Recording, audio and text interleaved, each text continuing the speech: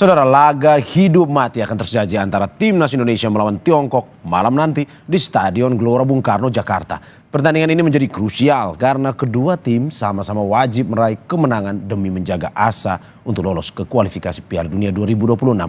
Lalu bagaimana taktik skuad Garuda melawan Tiongkok malam nanti? Siapa saja tim lawan yang harus diwaspadai? Kita ulas pagi ini bersama narasumber mantan pemain Timnas Indonesia, Aji Santoso. Selamat pagi, Mas Aji. Selamat pagi, Bung Arba. Terima kasih Mas Aji sudah bergabung di Dialog Sapa Indonesia pagi hari ini. Kami juga masih menunggu kehadiran pengamat sepak bola Anton Sanjoyo yang kabarnya akan bergabung bersama kita. Tapi saya mulai dengan Mas Aji dulu. Mas Aji, yang kita pengen tahu nih Mas, mantan pemain Timnas, bagaimana sih Mas malam ini pertandingan krusial? Biasanya suasana ruang gantinya seperti apa? Pada deg-degan kah, pada rileks kah, atau gimana sebenarnya biasanya pemain-pemain itu? Iya, iya memang untuk pertandingan nanti malam ini pertandingan yang sangat krusial di mana pada malam hari nanti tim kita harus memenangkan pertandingan kalau ingin sampai babak berikutnya ya. Karena kalau menang sudah memastikan diri akan di babak berikutnya, tetapi kalau seri bahkan kalah tentunya itu pulang itu sangat berat karena pertandingan terakhir di grup C ini kita akan berhadapan dengan Jepang. Tentunya kita tahu bagaimana kualitas tim Jepang.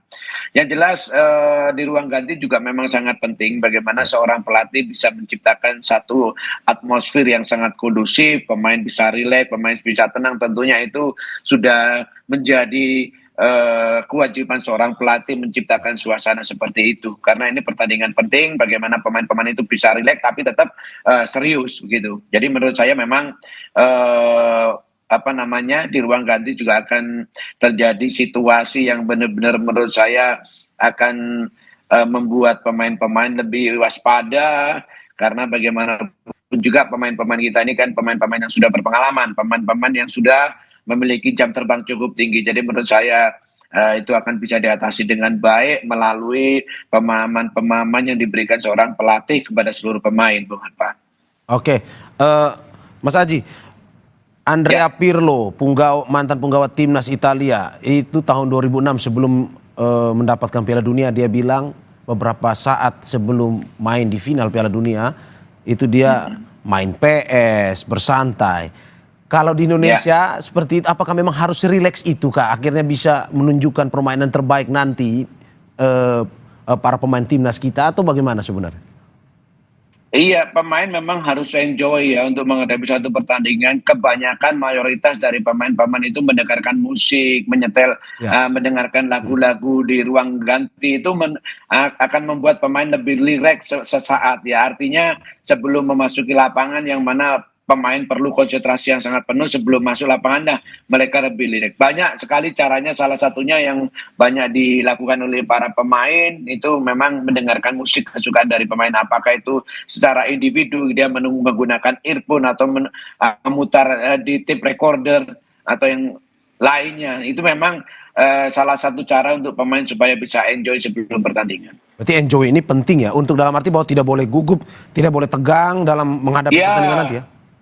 Iya, sangat penting. Bahkan memang pemain sekelas pemain kelas dunia pun dalam pertandingan yang menentukan seperti final di Piala Dunia, final di Eropa, mereka pasti akan ada sedikit nervous, tetapi dia bisa mengendalikan situasi seperti tersebut sehingga di dalam lapangan enjoy, karena mereka itu tadi saya sampaikan bahwa salah satu yang penting, yang krusial buat pemain-pemain itu adalah jam terbang. Nah, kita lihat semua pemain-pemain ini memiliki jam terbang yang cukup bagus baik di kompetisi di domestik atau yang di luar negeri gitu. Jadi menurut saya situasi ini pasti dihadapi oleh setiap pemain, oleh setiap pelatih.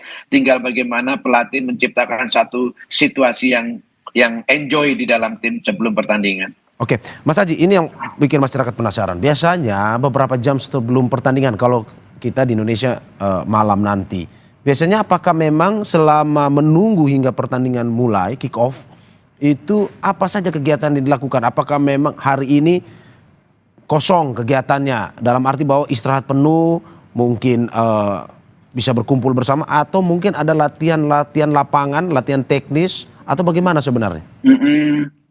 Ya, kalau latihan pada hari H sudah tidak ada tentunya. Tetapi kemarin tentunya adalah melakukan official training namanya. Jadi latihan yang resmi untuk hari H ketika malam main pagi pagi dulu zaman-zaman dulu tahun 80 90-an ada Ya. pemanasan, tetapi sekarang saya lihat di sepak bola modern sudah tidak ada melakukan kegiatan-kegiatan itu, hanya saja tadi malam pasti mereka melakukan melihat video kekuatan dan kelemahan lawan, terus video-video Ya. kita, hal-hal yang positif harus kita tunjukkan kepada pemain, itu yang membuat pemain lebih percaya diri. Tapi ketika hari H paling bisa sarapan, mungkin ada meeting pertandingan nanti malam, selain itu hanya santai-santai aja menurut saya. Oke, tadi kita sudah berbicara soal jam terbang, terus juga bagaimana kesamaan, baik itu pemain internasional di luar yang bermain Piala Dunia maupun pemain Indonesia kita, itu sama-sama merasakan nervous, merasakan gugup. Nah, ini saya bahas Iya. satu pemain, misalkan Emil Audero, seorang pemain yang pernah berlaga di Liga Besar Dunia, Liga Italia, pernah di Juventus, di Palermo. Kalau menurut Anda bagaimana Anda melihat sepak terjang ataupun jam terbang dari Emil Audero ini? Apakah memang pengalaman dia itu bisa nantinya menggantikan Martin Paes untuk tampil malam ini? Iya, untuk pertandingan nanti malam sudah dipastikan Martin Paes tidak bisa karena akumulasi kartu, Ya, tetapi menurut saya penggantinya juga pemain-pemain yang sudah berpengalaman. Hanya saja memang di dalam satu pertandingan kan tidak bisa memasang dua-duanya penjaga gawang, hanya satu penjaga gawang. Tetapi menurut saya penjaga gawang yang dipanggil saat ini termasuk Hernando juga menurut saya pemain-pemain yang berkualitas. Jadi menurut saya siapapun yang diturunkan, pemain-pemain ini sudah memiliki jam terbang yang tinggi, memiliki jam terbang yang ya. sudah tidak bisa kita ragukan lagi. Jadi kembali lagi, kalau Neves itu di mana-mana setiap pemain ada, tetapi bagaimana pemain-pemain tersebut bisa mengendalikan Neves itu menjadi satu kepercayaan diri yang cukup bagus. Seperti itu, Bung Oke. Abah. Oke, Mas Aji, kita tahan sebentar karena sudah bergabung bersama kita Ya, pengamat sepak bola Anton Sanjoyo. Selamat pagi, Mas Anton. Selamat pagi Mas Aji. Dengan selamat Mario di pagi Bung Anton. studio ya. Ya, Mas Anton, bagaimana Anda ya. melihat, ini kita langsung saja karena tadi saya sudah ngobrol banyak dengan Mas Haji. Mas Anton, bagaimana Anda melihat malam hari ini siapa yang akan jadi starter analisis Anda? Ya, kalau saya lihat sih, karena sejumlah pemain kan nggak bisa tampil, Verdong nggak bisa tampil. Saya nggak tahu Dix apa sudah pulih cedera atau belum. Kalau Kevin Dix sudah pulih, saya rasa dia akan menempati posisi back sayap kanan atau gelandang kanan. Karena dugaan saya memang formasinya adalah tiga di belakang. Tiga di belakang itu Hübner, eh, Jai sama Rizky Ridho di belakang, ada kiper Emil Audero yang saya rasa ya kalau dari sisi pengalaman dan physical presence-nya kan juga sangat mumpuni ya. Jadi lawan mungkin juga akan akan keder duluan kalau lihat Emil karena dia kan memang tinggi besar, mana ganteng lagi gitu kan. Jadi memang kehadiran kehadiran dia itu cukup bisa menggantikan Martin Paes lah. Pengalamannya juga luar biasa kan dia tampil di Serie A, tampil di Serie B ya, Serie B-nya Italia tetap rata-rata lebih baik lah daripada rata-rata di Asia Tenggara. Di tengah saya rasa pilihan tidak mungkin tidak adalah Joy Pelupesi karena dia merupakan missing link yang hilang selama ini sebelum kedatangan dia. Indonesia kan tidak punya gelandang bertahan yang betul-betul mumpuni dan visioner dan ini ada pada Joy Pelupesi. Dan di sekitarnya bisa saja siapapun sebetulnya kalau formasinya 3-5-1 ya di tengah bisa Nathan, bisa siapapun. Tapi yang pasti Joy akan menjadi kunci di lini tengah karena dia back to back posisi nomor 6 dan posisi nomor 8 gitu. Jadi dia bisa di dua posisi itu. Kalau di depan saya rasa Ole nggak akan tergantikan. Cuma sekarang yang menjadi masalah adalah siapa pengganti Ratnar Oratmangun dan Marcelino Ferdinand. Karena menurut saya yang ada sekarang di posnya pemain di belakang Ole itu ada beberapa. Ada Stefano Lillipali, ada Egy yang penampilannya juga bagus di Liga 1, ada Sayuri yang juga bagus, ada bahkan ada Beckham Putra yang penampilannya di Liga 1 pun sebetulnya tidak mengecewakan. Jadi dia layak dicoba lah. Jadi sebetulnya timnya Patrick Kluivert ini saya bilang cukup mewah ya. Dari belakang kiper, belakang, tengah, depan ini cukup mewah sekarang. bahkan di lapisan keduanya pun yang di bench saya kira komposisinya cukup mewah juga. Jadi rasanya sih tidak ada kata kalah ya melawan Cina pada pertandingan malam ini. Oke, dengan melihat formasi 3-5-1, Bung Joy, apakah Anda melihat bahwa ini Patrick Kluivert terlalu berani misalkan dengan memainkan hanya 3 back dalam arti bahwa kita ini pertandingan krusial, ataukah Anda melihat bahwa malam ini ya sudah dengan faktor ada keberuntungan kita main di kandang, kita jual beli serangan aja malam ini? Enggak, bukan soal terlalu berani atau tidak. 3-5-1 itu formasi baku yang banyak juga dipakai oleh tim-tim besar sekarang. Memang kalau di Belanda kebanyakan 4-3-3. Tapi 3-5-1 itu kan sebetulnya 3 center back itu coverage-nya itu ada di kanan dan kiri. Oleh sebab itu saya bilang kalau Kevin Dix ada di kanan, sementara Verdonk ada di kiri, saya rasa cukup aman karena pemain ini mampu coverage itu di lini tengah dan lini belakang. Jadi kalau Indonesia kehilangan bola posisinya 5 back. Kalau mendapatkan bola posisinya 3 back. Jadi saya rasa intuisi bermain dengan 3 back itu sudah didapatkan, kan sering juga Sintayong memainkan 3 back. Jadi harusnya sih nggak jadi masalah. Apalagi kalau komunikasi antara Jai dengan Emil sudah sangat bagus. Kalau Jai dengan Rizky kan udah oke banget. Hübner masih kadang-kadang ada sedikit miss, tapi saya rasa dengan beberapa hari mereka sudah berkumpul lama juga, sudah bermain lama, nggak ada masalah lah dengan 3 back, karena formasi 3-5-1 itu formasi yang sangat ofensif, tetapi memang butuh intensitas yang sangat tinggi, dan yang paling menentukan adalah posisi 2 back sayap itu. Oke, Mas, sorry, saya sedikit koreksi, 3-5-1 atau 3-6-1? 3-6-1. 3-6-1 ya. Oke. 3-5-1-1 atau 3-5-2 bisa aja. Oke. Mas, pokoknya 3-5 di tengahnya, di depannya bisa berapa pun. Oke, dengan menumpuk pemain di tengah, apakah memang nantinya seperti yang Anda jelaskan tadi, Patrick Kluivert akan lebih mengarahkan permainan di bola tengah, penguasaan di bola tengah, atau seperti apa? Sehingga mungkin saja oleh Romani di depan bisa lebih terbantu untuk ya suplai bola dengan ditinggal oleh si Marcelino Ferdinand dan juga Ragnar. Ya kalau 3-5-2 itu bukan 3-5-1 ya, kalau 3-5-2 atau 3-5-1-1 itu sebetulnya memang inti kekuatannya ada di lini tengah. Jadi kalau kita lihat ketika Indonesia pakai 4-3-3 sekalipun, sebetulnya lini tengah Indonesia ini salah satu yang terbaik di grup C ya. Intercept mereka sangat bagus, mereka juga dinamis sekali di lini tengah.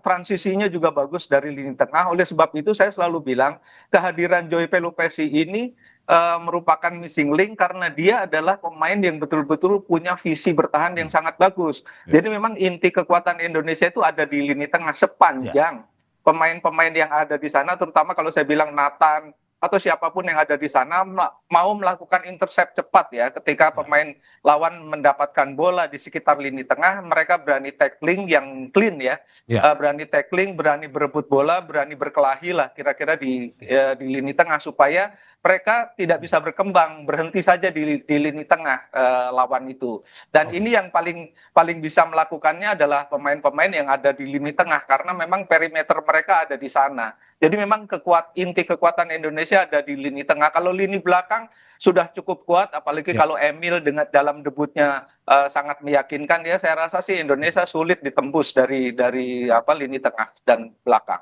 Oke, saya ke Mas Aji. Mas Aji, bagaimana Anda melihat dengan formasi yang disampaikan oleh Bung Joy tadi? Apakah memang dengan analisa Anda, dengan struktur pemain, dengan pemain yang ya cukup dilatih oleh Patrick Kluivert ini bisa pada akhirnya memenangkanlah pertandingan malam ini? Ya, oke. Memang apa yang dikatakan oleh Bung Sanjoyo tadi sangat tepat, bahwa pemain-pemain ini adalah pemain-pemain mewah. Hampir antara pemain starting line up sama pemain yang ada di bench itu perbedaannya sangat tipis sekali. Artinya siapapun yang dipasang tentunya memiliki kualitas yang hampir sama. Kembali lagi kalau kita menyampaikan mengatakan bilang masalah formasi, di pertandingan terakhir tim ini menggunakan 1-3-4-2-1 ya. ada pemain sayap itu kadang-kadang sering masuk ke tengah, main di bawah striker dengan harapan kedua bek kanan kiri bisa naik membantu serangan. Karena itu memang bek kiri dan bek kanan ketika menggunakan formasi 3 pemain di belakang ini diminta untuk aktif, baik overlapping, baik menyerang maupun bertahan gitu. Karena memang sudah menggunakan 3 pemain di belakang, di mana ketika menyerang bisa menggunakan 3-4-3, ketika bertahan yang jelas pasti menggunakan formasi 5 pemain belakang, 3 stopper dan 2 bek kiri dan bek kanan, menjadi 1-5-4-1 seperti itu. Oke. Jadi menurut saya untuk pertandingan nanti malam, apapun formasinya tentunya sudah menjadi pemikiran dari head coach, kira-kira formasi apa yang tepat. Yang jelas ketika pertandingan terakhir dengan menggunakan formasi 1-3-4-2-1 ini bermain cukup bagus. Oke, sebagai mantan pemain timnas, bermain di kandang menurut Anda selalu bisa menguntungkan ketimbang main di tandang atau gimana? Ya, tentunya memang suatu kemenangan dalam suatu pertandingan sepak bola bukan hanya ditentukan main di kandang atau tandang, tetapi paling tidak main di home. Saya mendengar sudah 70.000 tiket sudah sold out. Tentunya ini menjadikan spirit buat pemain bagaimana bisa memenangkan pertandingan pada pertandingan malam nanti. Karena main di kandang, pemain tentunya lebih percaya diri, lebih semangat, lebih enjoy dengan dukungan masyarakat yang akan datang di stadion nanti. Nah, untuk itulah pertandingan ini tidak boleh disia-siakan. Harus tidak ada kata seri. Kalau kata ada nanti seri ataupun kalah, hampir tertutup peluang kita. Bukan berarti kita tidak percaya diri dengan Jepang, tetapi mungkin Bung Sanjoyo atau masyarakat Indonesia sudah tahu kualitasnya tim Jepang seperti apa. Jadi tidak ada kata lain, malam ini harus menang. Dan itu terbuka lebar kesempatan tersebut. Oke. Seperti itu, Bung. Tidak ada kata lain, malam ini harus menang. Bung Joy, kita bahas dalam waktu hampir 1 bulan ini persiapan yang dilakukan oleh timnas. Menurut Anda dengan persiapan yang begitu lama dilakukan oleh timnas, teknis maupun non teknis yang dilakukan baik di Bali maupun di Jakarta, sudah cukup untuk pada akhirnya membuat timnas pada malam hari ini bermain rileks, bermain enjoy untuk bisa mengalahkan Tiongkok? Ya, kalau kita bandingkan dengan persiapan ketika hendak melawan Australia, memang saat ini kan waktunya sangat baik ya. Mereka sempat berkumpul di Bali, meskipun kelengkapannya itu mungkin tidak sampai 1 bulan ya, mungkin hanya 3 minggu atau 2 minggu setengah lah gitu. Tapi overall sebetulnya memang dengan mereka berkumpul lebih cepat, lebih lama, bahkan sempat pindah TC dari Bali ke Jakarta, saya rasa itu adalah keuntungan yang luar biasa. Yang saya sayangkan hanya mereka tidak sempat mengadakan competitive matches pada ketika mereka berkumpul di TC. Di Bali. Ya, di Bali dan di Jakarta hanya sempat internal game ya. Saya nggak tahu, saya mau tanya ke Coach Aji, internal game itu apakah berapa persen mampu melihat keseluruhan penampilan performa pemain, terutama dari kesiapannya.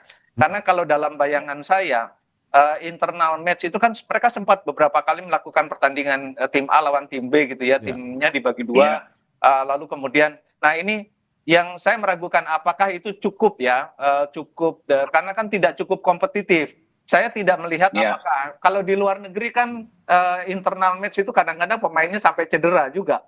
Karena mereka betul-betul serius. Gitu. Serius ya. Nah, sangat serius. Nah, saya nggak tahu apakah apakah fenomena seperti itu ada juga di tim nasional. Karena kan bagaimanapun suasananya bukan suasana kompetitif. Mungkin itu saja sih kekurangannya. Tapi dari sisi waktu, dari sisi manajemen TC, saya rasa ini sudah jauh lebih bagus daripada ketika persiapan melawan Australia. Jadi harapannya sih semuanya jadi positif ya. Cuma satu kurangnya aja itu, nggak ada competitive matches. Katakanlah lawan siapa yang setara atau tingkatannya lebih sedikit daripada timnas, sehingga kemudian ada evaluasi yang bisa dilakukan oleh Kluivert dan kawan-kawan terhadap siapa yang akan mereka pasang sebagai starter, siapa yang ada di bench, siapa yang masuk DSP. Jadi rasanya itu saja sih kekurangannya, tapi overall sih tidak terlalu bermasalah menurut saya. Oke, Mas Aji, bagaimana menanggapi ini? Apakah memang biasanya internal match itu juga kompetitif dilakukan atau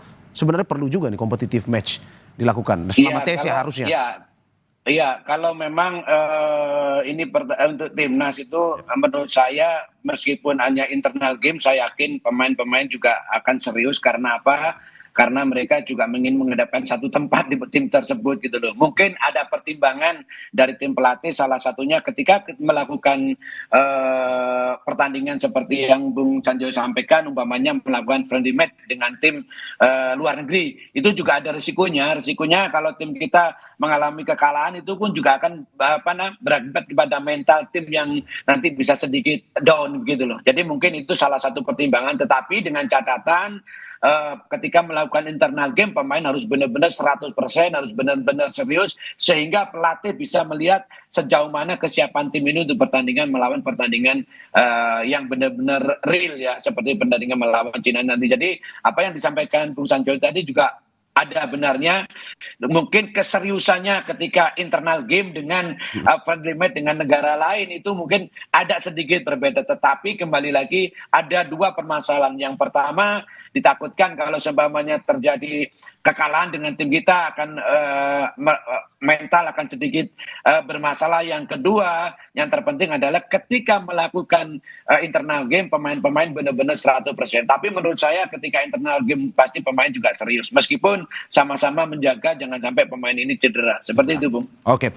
Masih banyak pembahasan terkait dengan timnas yang akan kita dialogkan dalam Sapa Indonesia Pagi ini, termasuk juga terkait dengan bagaimana kekuatan Tiongkok pada malam hari ini. Tapi sebelum kita bahas, saksikan jeda berikut.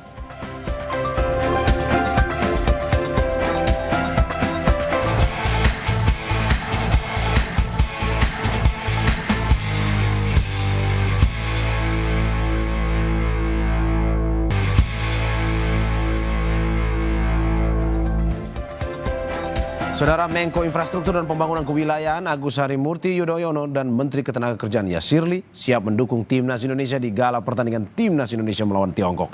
Keduanya optimistis Timnas akan unggul dalam pertandingan kualifikasi Piala Dunia 2026 yang akan digelar di Stadion Utama Gelora Bung Karno malam ini.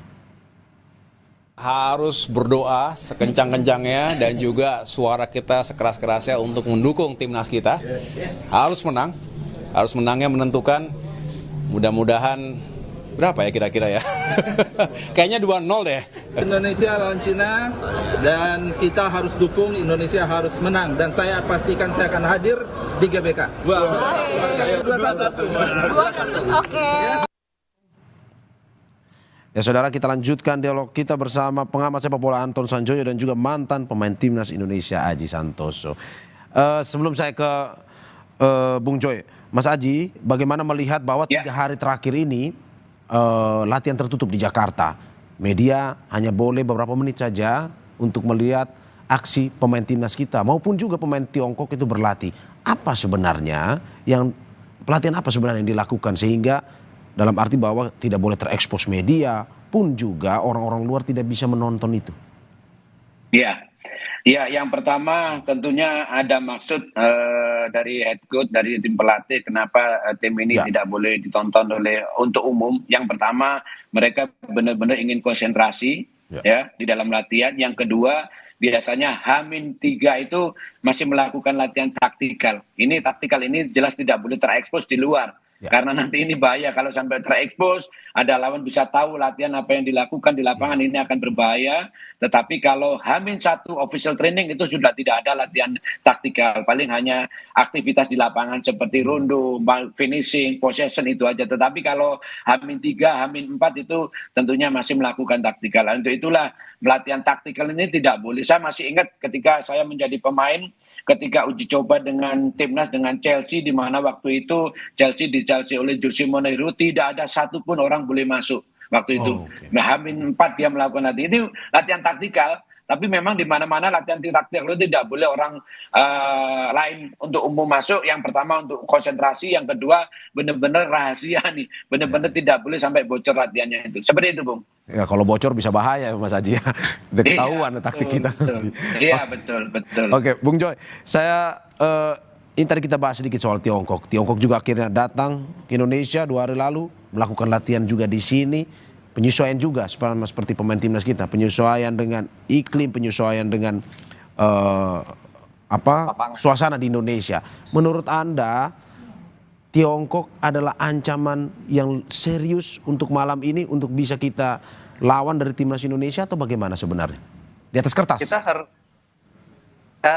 Kita harus menempatkan ya, Kluivert dan kawan-kawan harus menempatkan Tiongkok ini sebagai ancaman serius. Kenapa? Karena satu, pertama mereka masih punya peluang untuk melaju ke putaran 4 paling tidak. Kalau mereka menang lawan Indonesia, lalu menang pertandingan terakhir, kalau tidak salah lawan Bahrain, mereka peluangnya terbuka. Sehingga tidak ada satupun sebetulnya peluang bagi tidak ada satupun celah bagi Indonesia untuk menganggap remeh Tiongkok atau Cina. Ya. Karena ini adalah pertandingan yang sangat menentukan. Ya, memang hasil akan sangat menentukan. Kemenangan itu sudah menjamin Indonesia ke putaran keempat karena nilainya sudah tidak akan terkejar lagi oleh yang Bahrain atau Cina.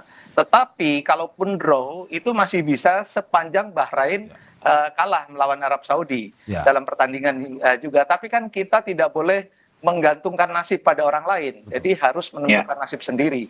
Dalam kaitan itu, Cina harus ditempatkan sebagai ancaman yang sangat-sangat serius.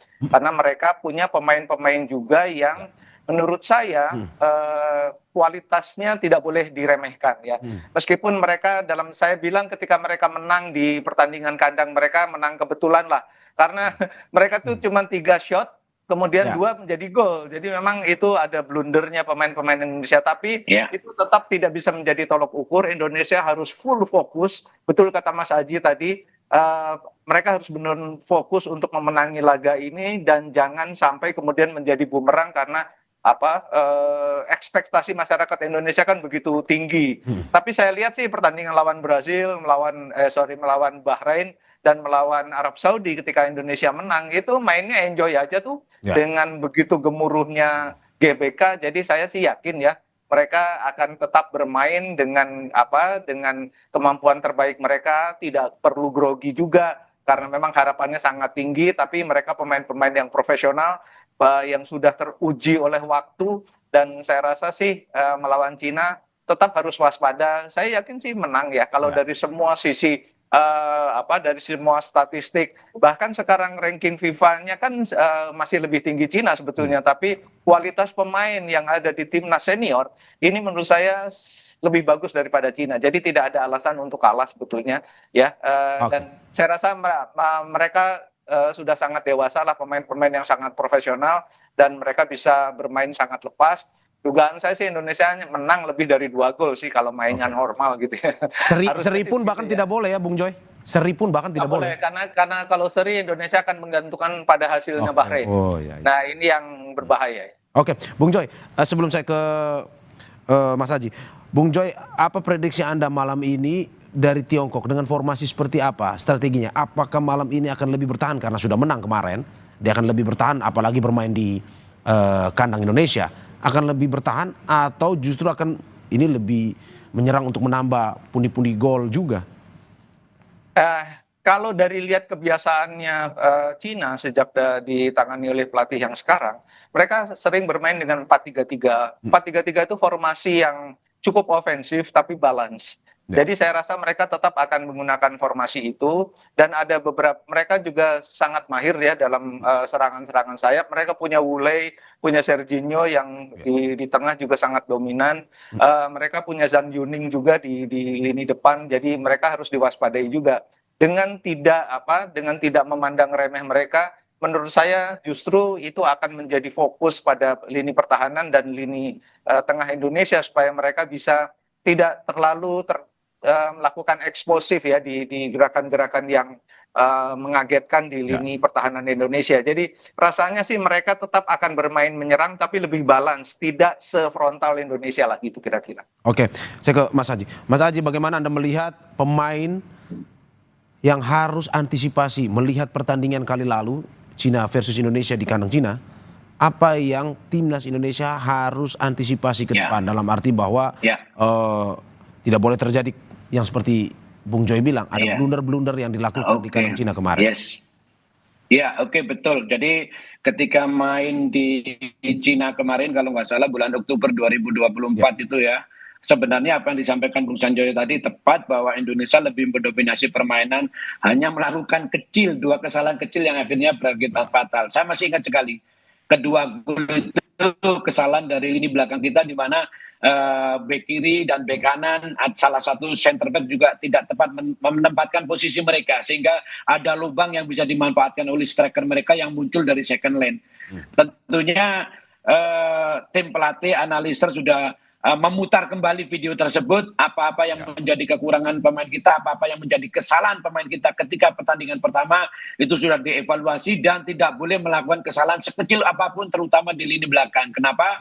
Karena kalau pemain depan, pemain tengah melakukan kesalahan, masih ada pemain belakang. Tetapi kalau pemain belakang melakukan kesalahan sekecil apapun, bisa dimanfaatkan oleh lawan, dan mereka akan berhadapan 1 lawan 1 dengan penjaga gawang. Untuk itu, selain tentunya semua tim pemain harus main sepak bola modern itu satu sisi sekarang itu. Artinya satu sisi ketika kita bertahan, semua pemain masuk di pertahanan setengah lapangan ke bawah. Tetapi kalau melakukan penyerangan, masuk di setengah lapangan penyerangan. Bahkan kalau kita melihat pertandingan di Eropa, itu kalau mereka melakukan penyerangan sampai tidak setengah lapangan lagi, tapi sepertiga lapangan di atas mereka berani. Kenapa? Mereka karena memang sepak bolanya levelnya sudah tinggi gitu. Jadi lawan pun tidak ada yang tinggal di garis tengah satu. Kalau tinggal di garis tengah satu aja, kalah jumlah orang, semakin tidak akan pernah mendapatkan bola gitu. Jadi sekarang nanti Indonesia saya harapkan juga bermain hanya satu sisi, ketika bertahan semua bertahan di bawah garis tengah, ketika menyerang semua naik di garis tengah. Itu akan menjadikan lebih solid, lebih kompak ketika bertahan maupun menyerang. Yang jelas timnas kita tidak boleh melakukan kesalahan sedikit pun di lini belakang terutama, karena itu akan menjadi fatal. Apalagi ini main di kandang, saya kira pemain lebih bergairah, lebih senang karena banyak penonton. Salah satu yang ditunggu-tunggu seorang pemain ketika saya main dulu, Bung, ya berharap penonton penuh. Kenapa? Karena penonton bisa melihat bagaimana kita bermain tuh akan lebih bergairah lagi, seperti itu. Ya, itu salah satu pemberi semangat yang mendorong untuk bisa memenangkan pertandingan ini. Bung, tapi Mas Haji, bagaimana Anda melihat bahwa kemarin sudah pernah kalah sebagai pemain, mantan pemain. Apakah memang itu juga mempengaruhi psikologis pemain ketika main malam ini, bahwa mereka melihat ini kemarin yang pernah mengalahkan kita nih. Apakah mungkin seperti itu, sebagai mungkin dulu pernah merasakan seperti itu, atau bagaimana Mas Haji? Ya, di benak seorang pelatih ataupun seorang pemain pasti itu ada. Tetapi bagaimana pertandingan pertama itu bisa diambil jadi pelajaran untuk tidak melakukan kesalahan-kesalahan lagi. Dan sekarang eranya berbeda. Artinya ketika kalah dulu pelatihnya bukan sekarang. Sekarang dengan pelatih yang berbeda, dengan situasi yang berbeda, dengan materi pemain yang berbeda, tentunya ini mudah-mudahan nanti bisa tampil lebih bagus. Tapi yang jelas ketika pertandingan pertama kalah itu pasti sedikit ada dalam pemikiran pemain. Tetapi bagaimana untuk mengantisipasi itu tidak boleh terulang kembali. Seperti itu Bung Alpa. Saya ke Bung Joy. Bung Joy, terakhir, bagaimana Anda melihat evaluasi apa yang harus dilakukan di pertandingan pada malam hari ini? Persiapan seperti apa? Chemistry seperti apa, teknis maupun non teknis seperti apa yang harus dilakukan oleh tim para pemain dan juga tim kepelatihan? Ya, karena ini lawannya adalah Cina, ini pertandingan yang sangat krusial, sangat menentukan nasib Indonesia ke depan. Jadi memang dalam konteks pertandingan melawan Cina sudah pasti Kluivert dan kawan-kawan mengevaluasi apa yang terjadi pada pertandingan di kandang Cina. Dan memang betul, memang ada blunder. Tapi kita harus ingat juga gol kedua Cina itu passing asisnya kepada pemain yang melakukan gol itu juga passing kelas dunia. Jadi itu yang harus diwaspadai dalam konteks bahwa kita tidak boleh meremehkan sedikit pun pemain-pemain Cina yang saya lihat bisa melakukan passing kelasnya Leo Messi gitu ya. Jadi memang ini memang barangkali ini kejadian yang agak langka gitu ya. Mereka bisa passing seperti itu, tapi kan mereka pernah melakukan itu, sehingga kemudian mereka juga confidence-nya cukup tinggi saya rasa. Dan saya rasa kalau evaluasi teknis saya rasa sih stick to the plan aja, apa yang sudah direncanakan oleh Kluivert, oleh Alex Pastoor, dilaksanakan dengan rencana permainan yang betul-betul akurat ya, dan pasti ada plan B-nya juga kalau seandainya terjadi sesuatu di lapangan, dan itu biasanya komunikasinya antar kapten dan pelatih. Nah ini yang saya rasa evaluasi seperti itu yang dibutuhkan, dan yang pertama adalah fokus. Kalau saya bilang fokus, jangan pikir menang kalah lah kalau udah masuk lapangan. Pokoknya main sebaik-baiknya, karena hasilnya pasti akan positif. Karena kalau terbebani kepada hasil harus menang, ya itu kemungkinan besar juga akan menjadi beban ya. Tapi main enjoy aja, main gembira, karena Indonesia kan pernah melakukannya. Main gembira dan menang, lawannya jauh peringkat FIFA-nya. Tapi Indonesia bisa menang juga lawan Arab Saudi. Ya kan, ketika di U23 lawan Yordania, bisa main cantik sekali dan menang gitu loh. Nah ini kan sebetulnya potensinya ada, tapi bermain di lapangan itu memang hal yang butuh jam terbang, dan saya yakin jam terbang pemain-pemain ini sudah sangat bagus. Bung Joy, terakhir singkat saja, bagaimana tips bagi para pemain timnas agar tidak gugup seperti para pemain Inter Milan di final Liga Champions kemarin? Ya harus melupakan hasil yang dikejar ya, main enjoy aja. Buktikan bahwa Anda mampu layak memakai nama timnas Indonesia, pakai Garuda. Buktikan bahwa Anda punya kemampuan untuk itu, bermain lepas saja. Hasilnya nomor 2 lah, tapi main sebaik-baiknya, karena saya yakin hasilnya akan positif. Oke, terima kasih atas apa yang disampaikan. Semoga malam ini kita berharap yang terbaik bagi timnas Indonesia, kemenangan versus Tiongkok. Amin. Terima kasih mantan pemain timnas Indonesia Aji Santoso dan juga pengamat sepak bola Anton Sanjoyo atas apa yang disampaikan. Terima kasih. Sehat-sehat selalu. Terima kasih. Pengajarnya.